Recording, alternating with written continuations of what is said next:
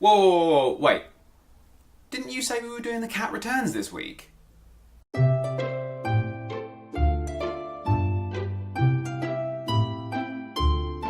Yeah, I did.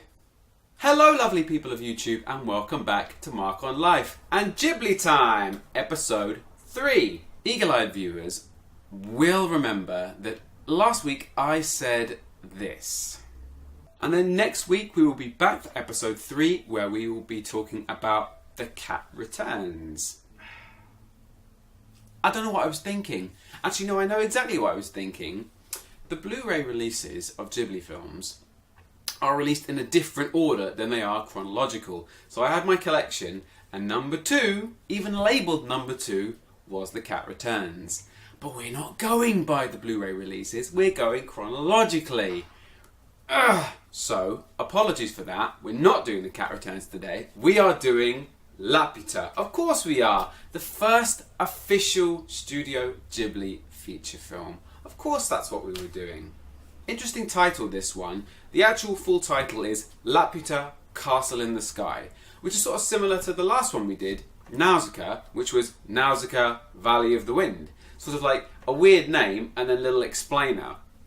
Actually, this week the title is quite an interesting piece of trivia in itself. Firstly, the Japanese title again is fairly self-explanatory. It's Tenku no Shiro Laputa, which is technically a little bit different. It sort of technically means Sky Castle or Castle of the Sky, but it's close enough to Castle in the Sky. But those who are sort of literature buffs out there might have noticed where the name Laputa comes from, which is from Gulliver's Travels, the Jonathan Swift novel from 1726.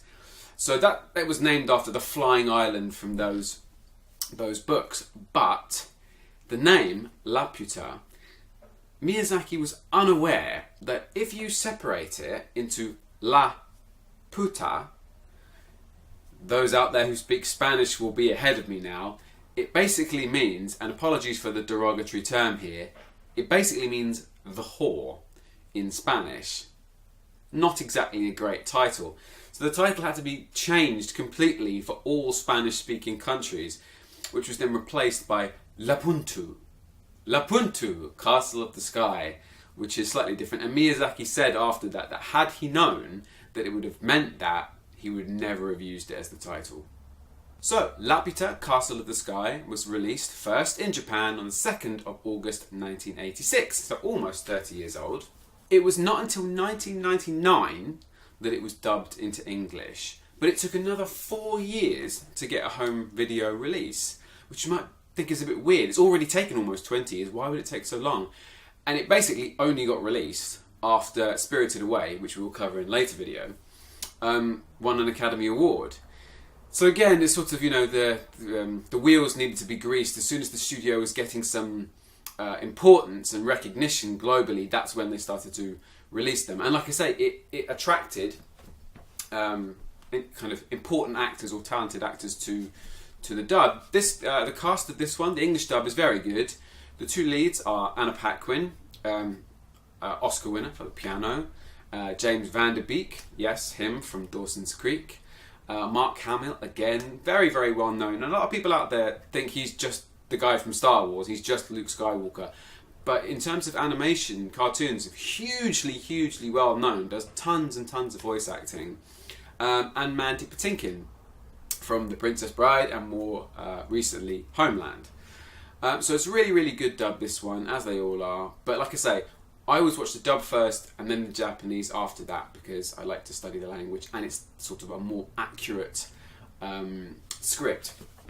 Directed by Miyazaki again, and the music by Joe Hisaishi. I told you that pairing is sort of the match made in heaven that went along with a lot of the films, but particularly because this is the first proper official Studio Ghibli feature film. That pairing was bound to be. So, what's it all about? Obviously, again, no spoilers. The plot is basically, we're set in around the 1900s, or just at the end of the 1800s, between 1885 and 1900. Geographically, we're not anywhere particular. It's definitely Earth, but it's not any real place that they name. It's all fictional. And it centres around two young people, two kids called Shita and Patsu. Again, young female lead, very, very common in Miyazaki films. Shita has been kidnapped by government agents and is also being pursued by pirates. So she's being held on this airship. Again, air travel, very common in Ghibli films. And so she's being pursued by these two people for this crystal that hangs around her neck. She escapes the airship and falls to Earth and is discovered in a small village by a young boy, Patsu. And it is then a sort of adventure where they are being pursued, again, by both parties. We don't know which parties, are they both bad or is one good and one bad? We find out that Patsu, his father, was the first person or the only person ever to have taken a photograph of the mythical Laputa, this sort of island in the sky that no one really believes is there. And he feels like he's the one, his destiny is to go and finish his father's work and go and find the island. And it turns out that Shita, is connected to this island in some way because of her name. Now obviously I won't go into the details because I want you to watch it.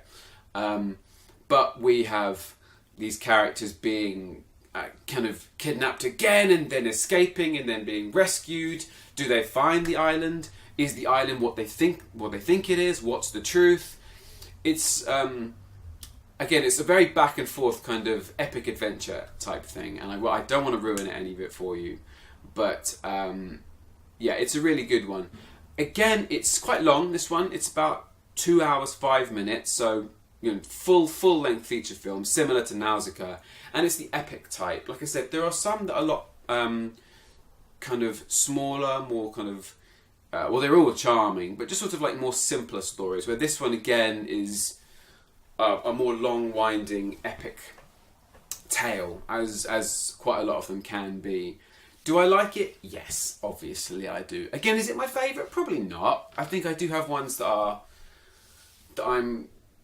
closer to my heart, but I love this one. Obviously, it's and again, it holds a special place because it's the first one. Like I said last week, Nausicaa isn't officially a Ghibli, even though we count it as one. Laputa, Castle of the Sky is the first official Studio Ghibli feature film. So it's a classic. Anybody that's interested in Studio Ghibli, this one has to be part of your roster, and it includes one of the most famous Ghibli icons, which is the Laputa robot. Anybody who goes to the Studio Ghibli Museum, which I mentioned last week, and which I didn't mention, is where this t-shirt comes from, you will see the friendly robot atop the roof, watching over everybody. So along with Totoro, the Laputa robot is one of the most sort of famous images. Very similar to sort of Iron Giant, which is definitely an influence, I think. Big sort of helpful robot that helps them on their adventure. Now, one thing I didn't do last week, which I really wanted to, was show you a comparison of what the DVD and the Blu-ray look like. And I said, people find it weird that, a cartoon could look different because it's already just a photo, just a picture. Surely they'd be able to get the perfect version of it, but you'd be amazed. So here are some comparison pictures of the DVD and the Blu-ray. So here is one of the scenes in the DVD. You can see, you wouldn't think anything wrong with this picture at all. And then, boom, there's the Blu-ray. I mean, you can see straight away, the colours are hugely more bright. Everything is more clear. It's just a much better picture. They're absolutely fantastic. So you can see side by side, here is the DVD and the Blu-ray picture. You can see there's a difference in colour, in clarity. It's just an all-round better picture. So I would definitely advise getting the Blu-ray if you have a player that works. This is the Blu-ray. It comes with a little sort of card slipcase. I think there might be a steelbook of this one. I don't have it, but it comes in DVD as well. So that's it from GhibliTime this week. I hope you liked it. Give me a big thumbs up and leave me a comment when you go and watch Laputa, which I hope you do, and let me know what you thought of it. Share this video anywhere you like, and subscribe to my channel to see more. Now next week I had a choice of which movies I was going to go for, because it was a double release in 1988. There was Grave of the Fireflies and another movie. I didn't want to do Grave of the Fireflies, it's very serious, and we've done a few sort of epic serious ones, so I'm going to leave that for the week after. So next week, episode 4 is one of the most well-loved in the entire series, and it is My Neighbor Totoro. So look forward to that one, and I will see you next week. You can follow me on all the normal social media places, Twitter, Instagram, all that kind of stuff. I'm Mark Joseph Actor on both of them. Click over here to see last week's episode, and I'll put a link in the description, and then click over here somewhere to see some more of my face in my comedy sketches about movies called Real Retrospectives. So I will see you next week when we look at My Neighbor Totoro. But for now, from me, Mark on Life, I will speak to you soon.